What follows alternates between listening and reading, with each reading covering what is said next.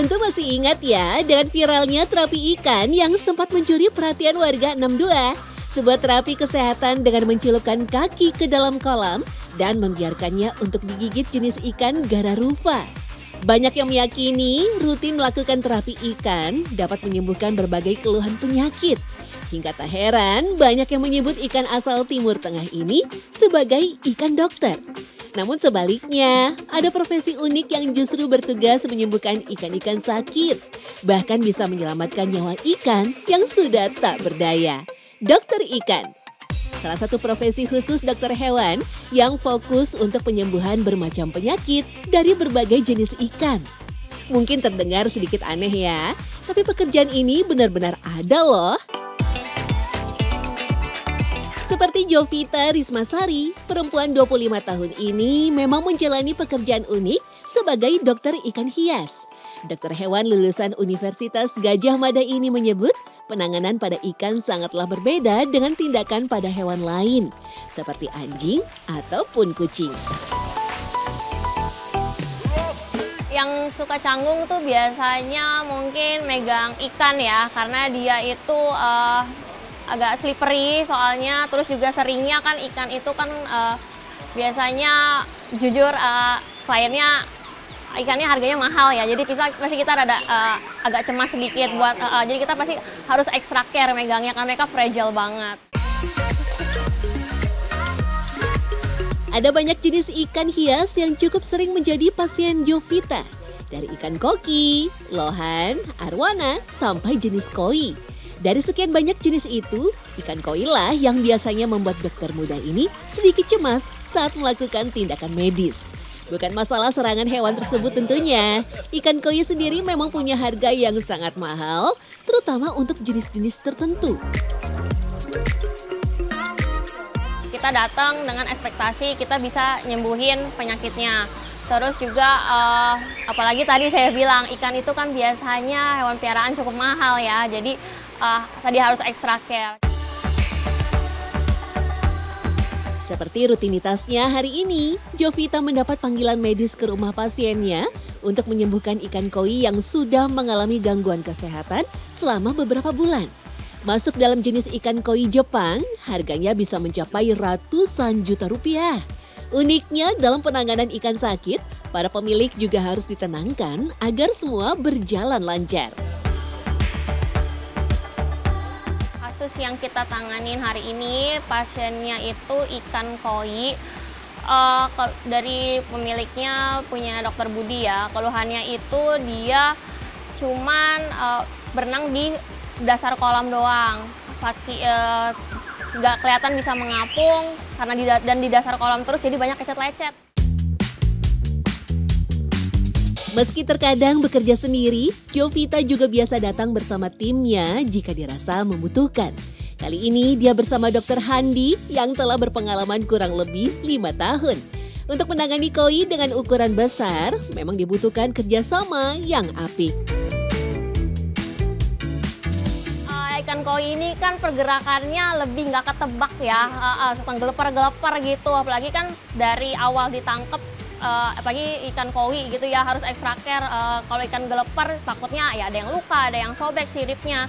Itu kita harus tenang. Kalau bisa sih ownernya juga jangan sampai panik juga, kita tenangin juga. Jadi semuanya bisa lancar pemeriksaannya gitu. Sebelum melakukan tindakan medis, Jovita dan Handi terlebih dulu harus melakukan diagnosa atau pemeriksaan terhadap kondisi ikan koi tersebut. Tadi ikannya itu nggak bisa ngambang.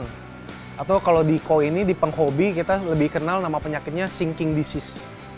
Jadi sinking disease itu ikannya tenggelam terus, di dasar terus. Nah itu permasalahannya ada di gelembung renang. Jadi harusnya gelembung renang itu normalnya isinya udara, karena terjadi infeksi bakteri, dia terisi cairan. Secara general ya, koi bermasalah. Yang pasti biasanya gini, nafsu makan. Biasanya kalau kita lagi kasih makan, pada ngumpul, berebutan, ini ada yang menyendiri.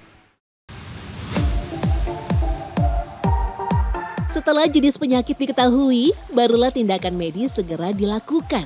Dengan hati-hati, ikan koi yang sakit diambil dari kolam dan dipindahkan ke dalam ember medis. Agar ikan berlaku tenang, bius diteteskan ke dalam air. Setelah itu barulah dilakukan tindakan menjahit sirip ikan yang robek dan dilanjutkan dengan proses mengeluarkan cairan infeksi dengan cara disedot menggunakan jarum suntik. Proses medis yang cukup menegangkan ini terjadi selama kurang lebih 1 jam atau sampai cairan infeksi berwarna kuning keruh yang berada di dalam perut ikan koi benar-benar habis. Meski sudah berpengalaman, Handi juga mengaku tetap masih merasakan gugup dan cemas saat melakukan tindakan medis pada ikan koi. Tak berbeda dengan Jovita, alasannya tentu harga ikan koi yang super mahal dan membuatnya khawatir jika ikan tersebut sampai mati ketika sedang ditanganinya. Namun menurut pria yang juga alumni kedokteran hewan Universitas Gadjah Mada ini, ada satu hal penting yang bisa mematahkan semua ketakutan tersebut. Kuncinya yaitu ketelitian dan ketepatan diagnosa atau pemeriksaan awal. Tantangan menjalani profesi sebagai dokter ikan rupanya tak sebatas pada kecemasan dan tanggung jawab untuk menyelamatkan nyawa ikan tersebut. Ada hal lain yang selama ini juga menjadi cambuk bagi Dr. Jovita dan Handi saat menjalani tanggung jawab pekerjaannya. Dari harus siap siaga kapan saja dan di mana saja, sampai harus bisa bergerak cepat ketika mendapat panggilan dari para pasiennya. Itu sering dapat kasus emergensi, jadi kadang belum jam kerjanya tiba-tiba udah ada yang chat, di klinik udah ada yang emergensi nih, ada yang bisa nanganin nggak? Ya biasanya sih yang paling cepat datang langsung buru-buru gitu ya, kita harus tanganin karena gimana pun juga waktu time is essence dalam pengobatan emergensi. Jadi ya sebisa mungkin harus buru-buru ditanganin, diperiksa dulu supaya ya tingkat kesembuhan pasiennya lebih meningkat juga gitu. Meski dulu sempat dipandang sebelah mata, namun profesi dokter ikan saat ini justru semakin populer dan dianggap penting. Terlebih gaya hidup dan hobi memelihara ikan hias kini semakin digemari masyarakat. Saya kira mereka punya prospek yang bagus, apalagi anak-anak muda seperti mereka. Kan sangat jarang yang orang spesialisasi penyakit-penyakit koi terutama ya. Banyaklah yang ngerti, tapi sebagai dokter yang bisa nanganin sampai detailnya itu masih jarang lah di Indonesia. Budi Meranata misalnya, penghobi yang sudah beranjak menjadi kolektor ikan hias ini merasa sangat terbantu dengan semakin banyaknya orang yang menekuni profesi dokter ikan. Meski sama-sama berpengalaman, tapi beberapa tindakan medis memang perlu dilakukan oleh mereka yang ahli pada bidangnya. Dalam sehari saja, seorang dokter ikan bisa mendapatkan panggilan 3-4 pasien dengan jenis ikan dan penyakit yang berbeda-beda. Sehingga kegesitan dan juga kondisi prima sangatlah dibutuhkan. Terlepas dari segala tantangan dan kesulitan yang kerap dihadapi, baik Jovita dan Handi sepakat bahwa menjadi dokter hewan ataupun dokter ikan bukanlah semata-mata sebuah pekerjaan biasa. Ada sebuah panggilan hati dan kecintaan terhadap hewan-hewan tersebut.